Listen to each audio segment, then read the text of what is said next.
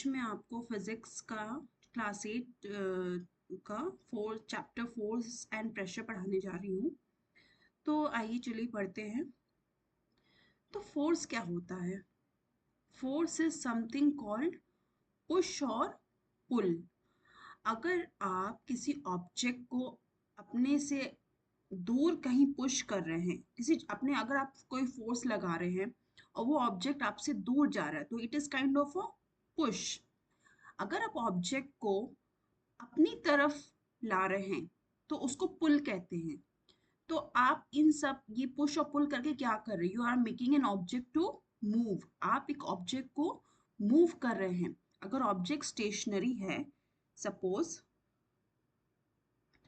Object अगर stationary है, तो आप उस पर क्या कर रहे हो? फोर्स लगा के उसको उसको मूव कर रहे हो, राइट? आप उसको क्या कर रहे हो? मूव कर रहे हो।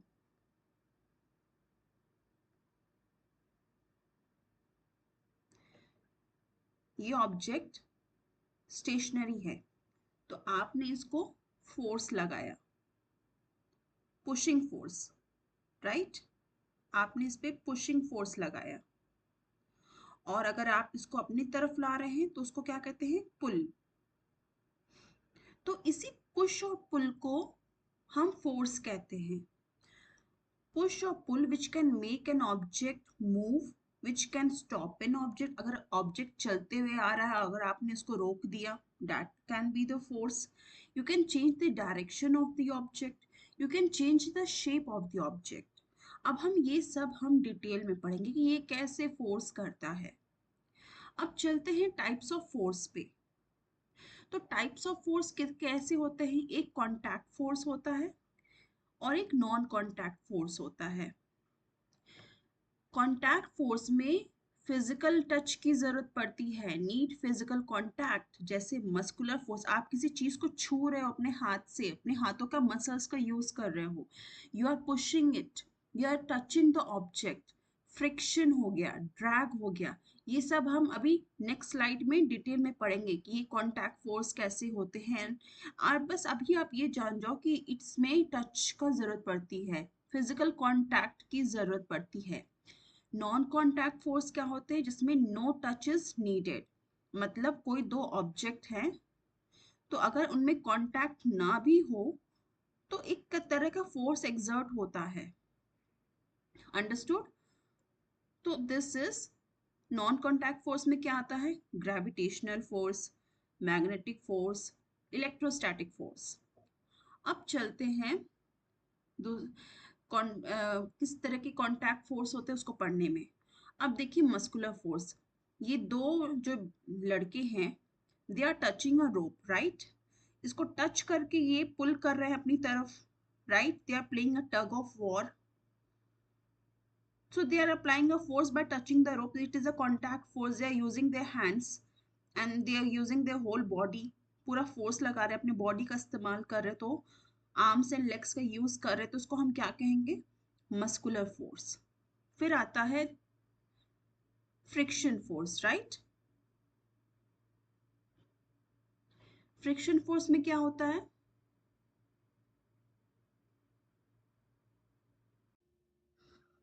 So let's study friction force. अब फ्रिक्शन फोर्स क्या होता है? What is exactly friction? Friction क्या होता है? कोई भी दो सरफेस होते हैं, फ्रिक्शन किस पे एक्ट करता है? स्मूथ सरफेस पे कि रफ सरफेस पे? Yes, it will act on rough surface. तो जो भी दो रफ सरफेस होते हैं, सपोज ये दो रफ सरफेस है, तो रफ सरफेस कैसे पता चलता है? उनमें कुछ इरेगुलरिटीज होती हैं, स्मूथ नहीं होते हैं वो, राइट? इरेगुलरिटीज होती है। तो जब भी ये रफ सरफेस कांटेक्ट में आते हैं, क्योंकि ये कांटेक्ट फोर्स है, तो ये जब दो रफ सरफेस कांटेक्ट में आते हैं तो ये इंटरलॉकिंग हो जाती है इन दोनों में, काइंड ऑफ लाइक दिस। एक तरह का इंटरलॉकिंग हो जाता है, जिससे क्या होता है कि सपोज ये डायग्राम देखो, this diagram, okay? This boy is pushing the box, okay? ये रफ सरफेस का ग्राउंड है, he is applying force in this direction, तो मोशन भी इस डायरेक्शन में है। रिलेटिव मोशन क्या है? इस डायरेक्शन में ही इज अप्लाइंग फोर्स। अगर ये ग्राउंड रफ सरफेस है तो बॉक्स की जो इरेगुलरिटीज है, बॉक्स की जो सरफेस में और ये ग्राउंड के सरफेस पे जो इरेगुलरिटीज है, तो इसमें इंटरलॉकिंग होगा जिसकी वजह से फोर्स ऑफ फ्रिक्शन पैदा होगा।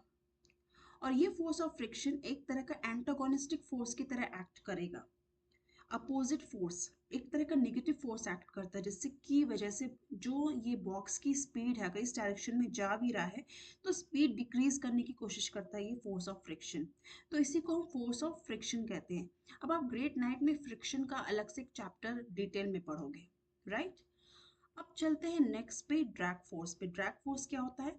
ड्रैग फोर्स फ्लूइड्स में काम आता है, ये फ्लूइड्स में आता है। फ्लूइड्स जैसे कि वाटर या एयर। अब आप देखिए, ये जो ऑब्जेक्ट है ये कौन सी शेप में है? इट इज स्ट्रीमलाइन शेप, ये स्ट्रीमलाइन में है।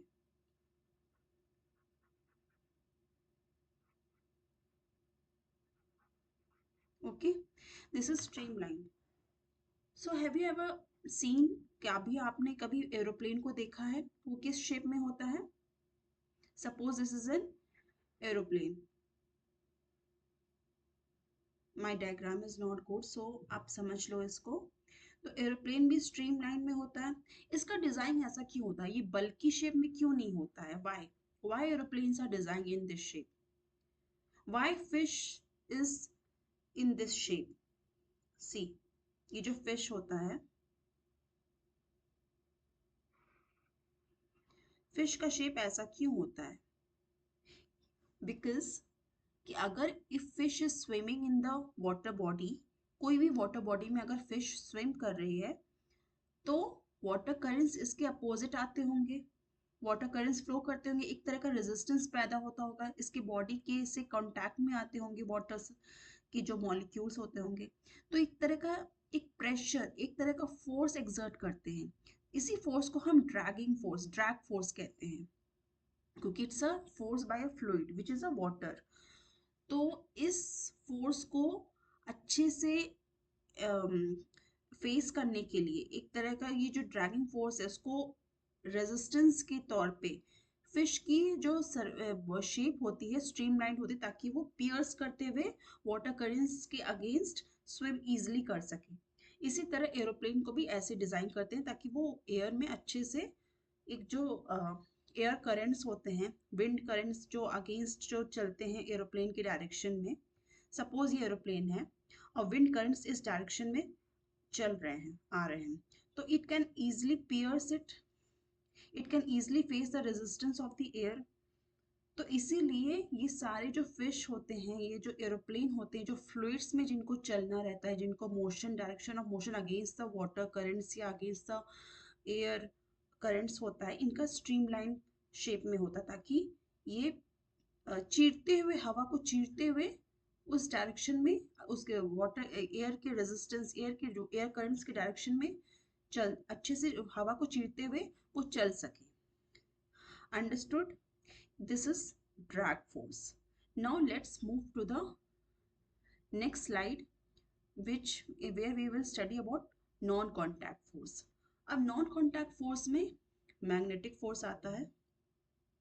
You see a magnet is there, एक मैग्नेट है, और आप लोग अधिकतम आप लोग चुंबक से खेलते होगे, मैग्नेट से खेलते होगे।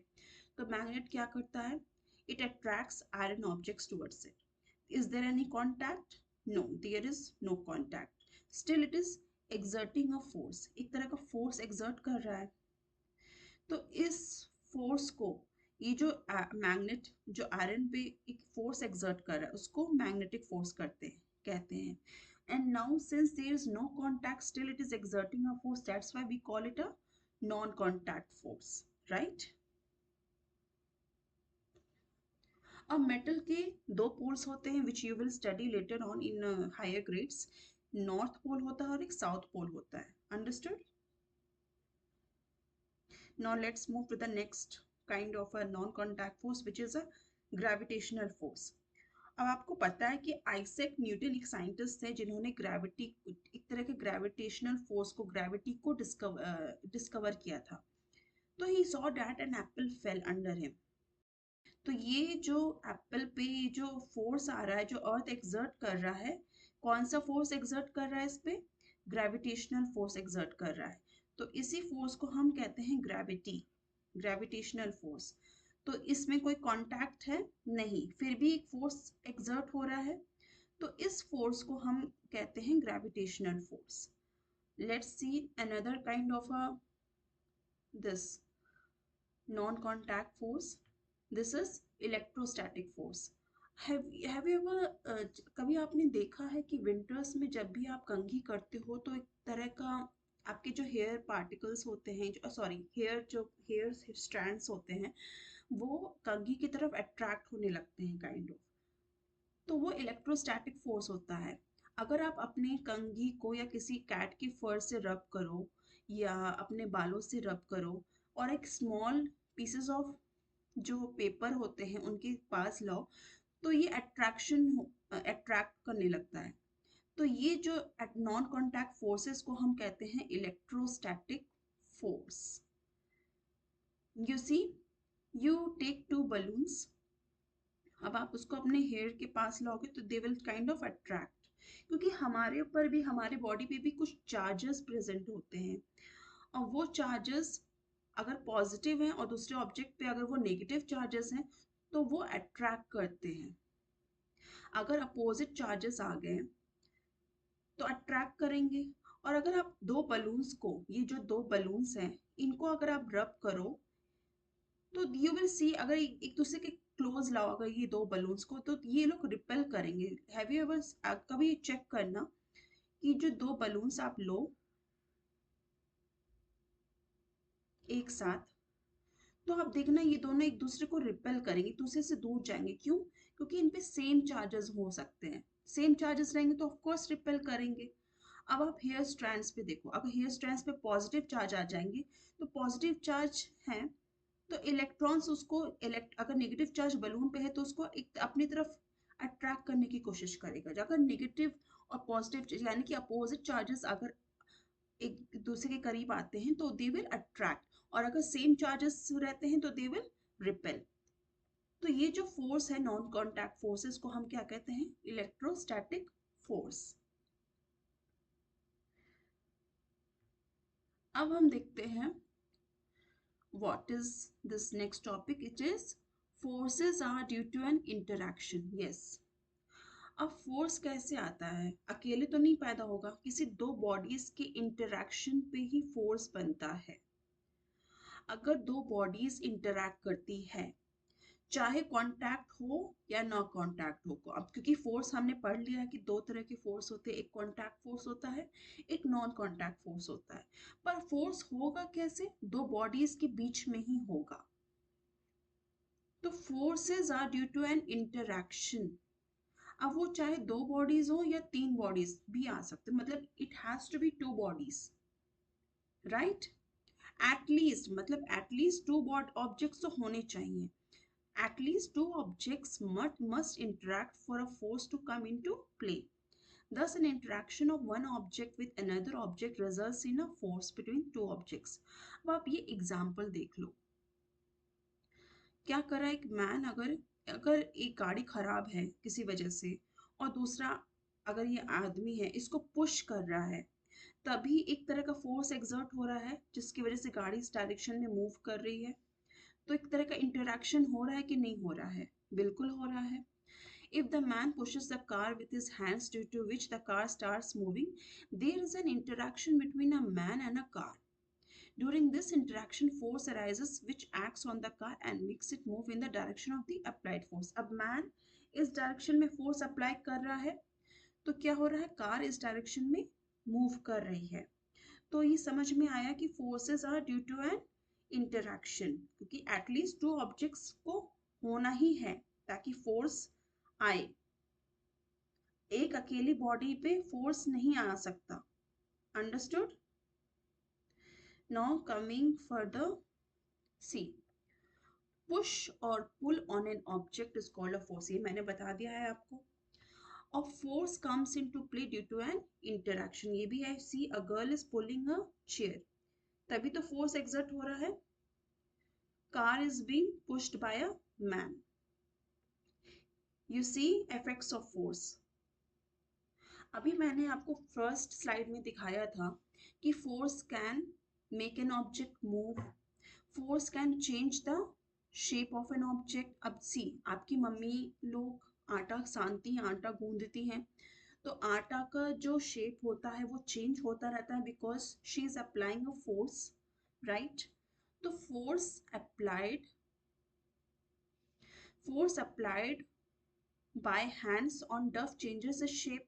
Now see, if it can force क्या कर सकता है, it can change the size or shape of the body.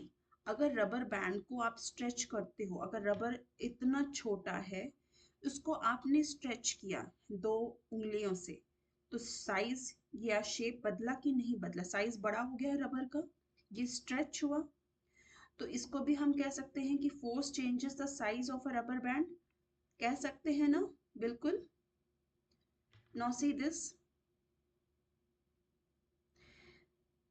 force can change the state of rest or motion of a body, right? Force changes the state of motion of a tire, makes it to move faster. अब क्या कर सकता है force? अगर ये देखो, ये जो लड़का है, इस टायर पे ज्यादा अगर फोर्स लगाएगा तो टायर जल्दी जल्दी चलने लगेगा, तो उसकी स्पीड भी बढ़ती रहेगी। तो क्या हो रहा है, मोशन, जो स्टेट ऑफ मोशन है वो चेंज हो रहा है। तो force can change the state of motion of a body. अब हम पढ़ते हैं state of motion of a body क्या होती है। अब ये देखो, बॉक्स इज एट रेस्ट, तो ये मूव हो रही है ड्यू टू फोर्स। अगर अगर रेस्ट पे है और किसी ने फोर्स को अप्लाई किया, राइट, तभी ये मूव कर रहा है ना। अब हम पढ़ेंगे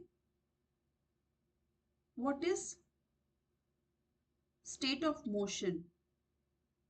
स्टेट ऑफ मोशन क्या होता है? तो पहले इसका हम डेफिनेशन पढ़ते हैं, फिर मैं आपको समझाती हूँ, right. The state of motion of an object is the state of motion of an object is described by its speed and direction of motion. किसी भी बॉडी का स्टेट ऑफ मोशन हम कैसे डिस्क्राइब कर सकते हैं, कैसे देख सकते हैं कि बॉडी का स्टेट ऑफ मोशन क्या है? या तो वो रेस्ट पे होगा, तो हम कह सकते हैं कि बॉडी मोशन में नहीं, मोशन क्या है, जीरो है। अगर किसी बॉडी की स्पीड या कुछ भी जीरो है, अ बॉडी में बी एट रेस्ट और इन मोशन, राइट। तो स्टेट ऑफ रेस्ट को क्या कहते हैं? It is at zero speed, मतलब बॉडी चल नहीं रही, बिल्कुल रुकी हुई है। तो स्टेट ऑफ मोशन क्या कहता है कि state of motion of an object is describe by speed and direction of the motion. The state of rest, तो ऑब्जेक्ट में बी एट रेस्ट और इन मोशन, तो या तो अगर ऑब्जेक्ट अगर रेस्ट पे भी है तो भी हम कह सकते हैं कि इसका स्टेट ऑफ मोशन रेस्ट पे है। अगर बॉडी मूव हो रही है तो क्या कहेंगे? State of motion, body is in motion, वो चल रही है। तो वो स्टेट ऑफ मोशन को हम कैसे डिफाइन करते हैं? By speed and direction of motion, किस डायरेक्शन में चल रही है और उसकी स्पीड क्या है। स्पीड तेज है तो तेजी से चलेगा, अगर स्पीड स्लो डाउन हो रही है तो बॉडी रुक रही है। तो स्टेट ऑफ मोशन इसी को कहते हैं। A force applied on an object may change its speed, right? कोई सपोज कोई क्रिकेटर है, अब ये पिक्चर देखो आप, a force can change the motion of an object, okay? कोई बॉल आ रही है, बैट्समैन ने क्या किया, उसने तेजी से बॉल को अपने बैट से हिट किया। अब इस बॉल की स्पीड बढ़ गई, सपोज ये एक स्पीड v स्पीड से आ रही थी, v वेलोसिटी से आ रही थी। अब हम वेलोसिटी क्यों बोल रहे, स्पीड क्यों नहीं बोल रहे, इसका भी कहानी है। वो कहानी मैं अभी आपको बाद में बताऊंगी, ठीक है। वेलोसिटी क्यों कह रहे हैं, स्पीड क्यों नहीं कह रहे हैं, चलो मैं थोड़ा सा बता देती हूँ। वेलोसिटी इसलिए कह रहे हैं क्योंकि एक डायरेक्शन है। वेलोसिटी एक वेक्टर क्वांटिटी होती है। जब आप ग्रेड 9th में जाओगे तो आप दो फिजिकल क्वांटिटीज दो तरह की होती हैं, vector quantity and scalar quantity. Vector quantity वो होती हैं जिनमें डायरेक्शन और मैग्नीट्यूड दोनों होता है। अब बॉल का डायरेक्शन है, एक डायरेक्शन पे आ रहा है, और एक डायरेक्ट, और जब वो बैट हिट कर रहा है बॉल को तो उसकी स्पीड भी बढ़ जा रही है, राइट। अब वेलोसिटी क्या होता है? Velocity is nothing but speed with direction. अगर किसी फिजिकल क्वांटिटी, अगर किसी चीज को हमने डायरेक्शन दे दी तो वो वेक्टर क्वांटिटी बन जाता है। अगर खाली मैग्नीट्यूड हो तो वो स्केलर क्वांटिटी होता है। तो देखो, बॉल किसी स्पीड से आई और बैट्समैन ने उसको तेजी से हिट किया तो बॉल की स्पीड बढ़ गई, छक्का लगा, इतना तेज मारा कि बाउंड्री क्रॉस कर दी, पूरा 6 रन आ गए। तो कैसे हुआ? वो स्पीड बढ़ी, राइट। स्पीड बढ़ी तो a force can change the motion of an object. Motion of an object का कैसे हम, स्टेट ऑफ मोशन को अभी हमने पढ़ा कि कैसे हम उसको डिस्क्राइब कर सकते हैं, उसकी स्पीड और उसकी डायरेक्शन से। अंडरस्टूड? तो ये देखो, force can change a state of motion of an object. अब ये बात समझ में आई आपको? Now let's see. तो क्या है, force applied on an object में चेंज इट्स स्पीड। और अभी मैंने क्या बताया था, स्पीड विद डायरेक्शन को क्या कहते हैं? वेलोसिटी कहते हैं। अब हम आगे पढ़ेंगे, जब आप हायर ग्रेड्स में जाओगे तो हम और अच्छे से इसको डिटेल में पढ़ेंगे कि स्पीड और वेलोसिटी क्या होती है, इनमें डिफरेंस क्या होता है। अभी बस ये जान जाओ कि वेलोसिटी क्या होती है, स्पीड विथ डायरेक्शन। तो speed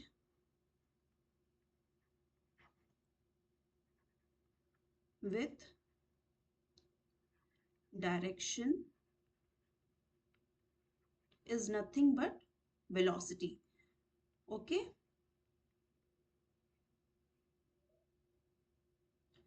If the force applied on the object is in the direction of its motion, the speed of an object increases. Right? अब ये पिक्चर फिर से देखो, डायरेक्शन की बॉल यही है और बैट्समैन ने इसी डायरेक्शन में बॉल को फेंका, तो सेम डायरेक्शन है, बॉल का भी यही डायरेक्शन है और इसी डायरेक्शन में फेंका और स्पीड भी इसी डायरेक्शन में है, तो तेजी से बढ़ता है। तो अगर अगर सपोज, अब चलो मैं दूसरा एक स्लाइड बना के आपको एक्सप्लेन करती हूँ।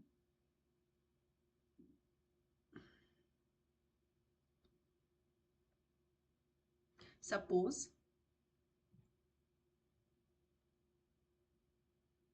1 सेकेंड, चलो ऐसे बना देती हूँ। सपोज ये एक ऑब्जेक्ट है, हमने फोर्स अप्लाई किया इस डायरेक्शन में, ऑब्जेक्ट इस डायरेक्शन में मूव किया तो स्पीड बढ़ती है। ओके, ये डायग्राम देखो, दो लड़के, जो दो लड़के हैं, ये एक डायरेक्शन में अप्लाई कर रहे हैं फोर्स, तो ऑब्जेक्ट मूव कर रहा है इसी डायरेक्शन में। अगर ये लोग एक दूसरे के अपोजिट डायरेक्शन में अप्लाई करें फोर्स, एक तरफ, एक इस तरफ अप्लाई कर रहा है इस डायरेक्शन में, एक इस डायरेक्शन में अप्लाई कर रहा है, तो क्या ऑब्जेक्ट मूव करेगा? नहीं करेगा। तो उसी तरह ये पिक्चर में आप देखो, अगर फोर्स का डायरेक्शन और स्पीड का डायरेक्शन सेम है तो स्पीड इंक्रीज करेगी, स्पीड क्या करेगी? इंक्रीज करेगी। लेकिन अगर ये एक ऑब्जेक्ट है, इसको फोर्स अप्लाई कर दिया और सपोज कि समझो कि एक बहुत ही रफ सरफेस, जबकि मैंने अभी फ्रिक्शन में बताया था कि अगर फ्रिक्शन में एक कोई रफ सरफेस है तो फ्रिक्शन एक एंटागोनिस्टिक फोर्स की तरह एक्ट करता है। अगर फ्रिक्शन ज्यादा हुआ और इस डायरेक्शन में एक्ट किया, क्योंकि फ्रिक्शन अपोजिट बॉडी के रिलेटिव मोशन क्या है, ये डायरेक्शन है, और अगर फ्रिक्शन रफ सरफेस है और अगर फ्रिक्शन अपोजिट डायरेक्शन में, बिकॉज फ्रिक्शन तो अपोजिट डायरेक्शन में ही एक्ट करेगा, तो अपोजिट डायरेक्शन में जब फ्रिक्शन एक्ट कर रहा है तो बॉडी की स्पीड जाहिर सी बात है एक तरह का अपोजिट फोर्स एक्ट हो रहा तो स्पीड डिक्रीज होगी। तो यहाँ पे अगर डायरेक्शन चेंज हो रहा है, अगर स्पीड, अगर ये देखो डायरेक्शन ये है, एक तरह का डायरेक्शन ये है, ज्यादा अगर फ्रिक्शन ज्यादा हुआ तो स्पीड डिक्रीज करेगी। तो अपोजिट हो रहा है एक तरह का फोर्स, तो स्पीड इसमें क्या होगी, डिक्रीज करेगी। समझ में आया? ये डायग्राम और ये डायग्राम देखो, चाहे फ्रिक्शन हो, चाहे दो लोग अपोजिट डायरेक्शन में एक्ट कर रहे हो, तो अगर डायरेक्शन और स्पीड डिफर करेंगे, अपोजिट डायरेक्शन में होंगे, तो स्पीड क्या होगी, डिक्रीज होगी। लेकिन अगर सेम डायरेक्शन में है फोर्स और स्पीड एक डायरेक्शन में है, तो स्पीड इंक्रीज करेगी।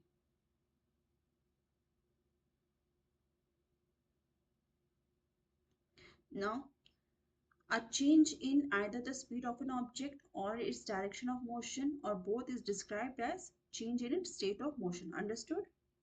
अगर आपको कोई डाउट है तो आप प्लीज मुझे कमेंट सेक्शन में बताइएगा। ओके?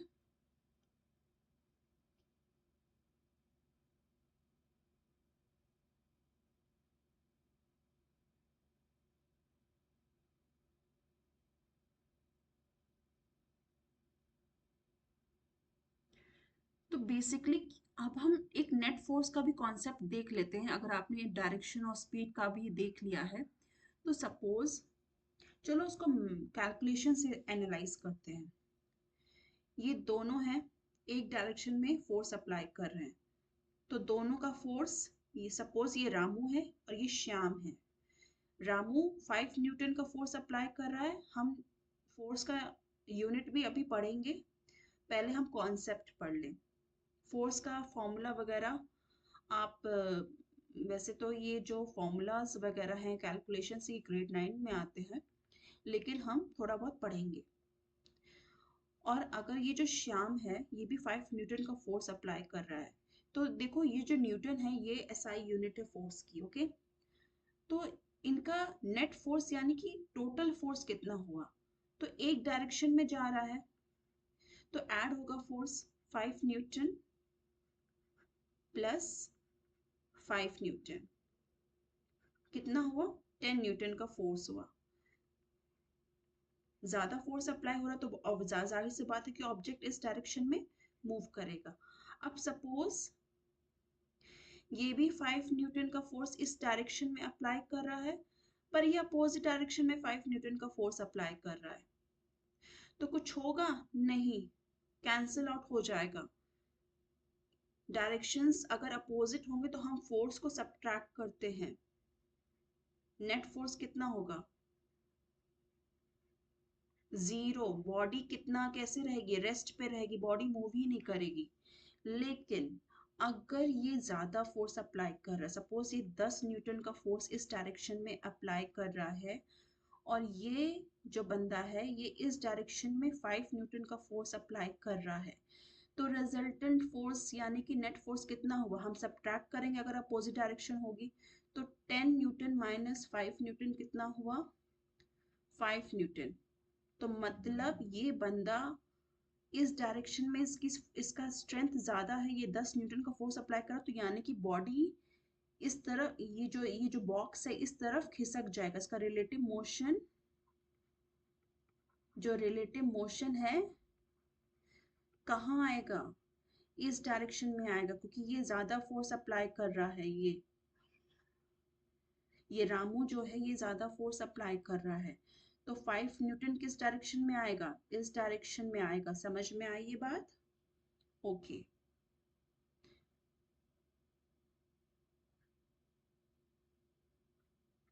अब ये स्टेटमेंट पढ़ते हैं। Forces applied on an object in the same direction add to one another. Understood? अगर if two forces act in the opposite direction on an object, the net force acting on it is the difference between the two forces. समझ में आ गया? The strength of a force is usually expressed by its magnitude. अब देखो force का मैं थोड़ा बहुत आपको एक फॉर्मूला बता देती हूँ।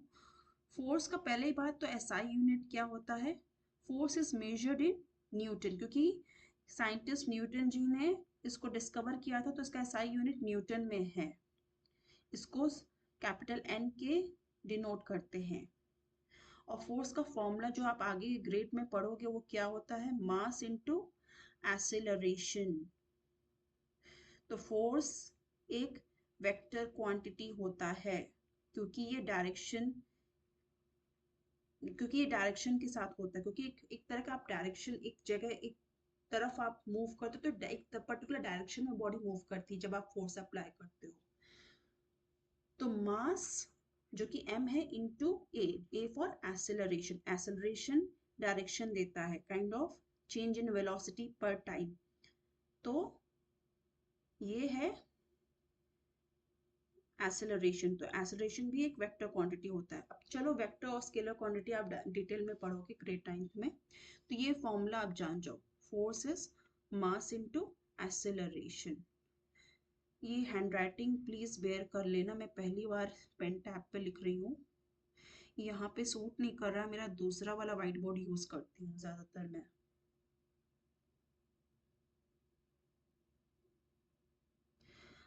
अब ये देखो, ये भी मैंने समझाया है कि force can change the shape of an object.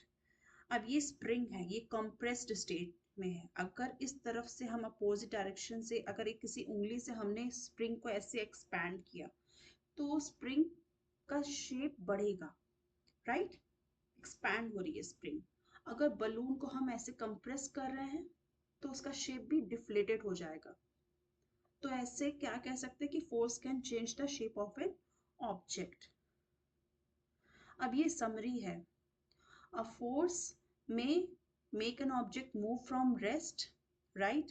अगर बॉडी रेस्ट पे है तो फोर्स उसको अगर अप्लाई करेंगे तो बॉडी मोशन में आ जाएगी, करेक्ट। फोर्स में change the speed of an object if it is moving.